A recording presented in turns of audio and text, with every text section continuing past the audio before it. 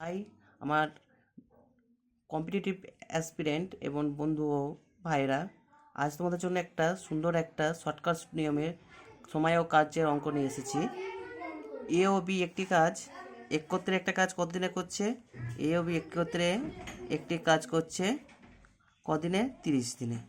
আচ্ছা, এ একা কাজটি কতদিনে করছে? এ একা কাজটি করছে 50 দিনে। আচ্ছা, 10 দিন কাজ করার পর এ চলে যায়, তাহলে এ প্লাস এই বি এদের কাজটি যদি আমরা এলসিএম করি তাহলে কত হচ্ছে? এ ও বি এর এ প্লাস বি কাজটা হচ্ছে একসাথে করছে, আর এ একা এলসিএম করলে 30 আর 50 লসাগু কত হচ্ছে আমাদের? আমরা জানি 150। তাহলে এ প্লাস বি একসাথে কাজ করছে, তার ক্যাপাসিটি কত হচ্ছে? তার ক্যাপাসিটি হচ্ছে 5। আর এ যখন একা করছে তার ক্যাপাসিটি হচ্ছে কত? 3। তাহলে এখান থেকে বি এর একা ক্যাপাসিটি কত? 5 থেকে 3 বিয়োগ করলে 2। আমাকে কি বলেছে যে 10 দিন কাজ করার পর এ চলে যায়, তাহলে এ 10 দিনে কাজ করবে কত? 10 গুণ এর ক্যাপাসিটি কত জানি আমরা? তাহলে এর ক্যাপাসিটি কত জানি আমরা? 3। তাহলে 30 কাজ করার পর এ চলে 30।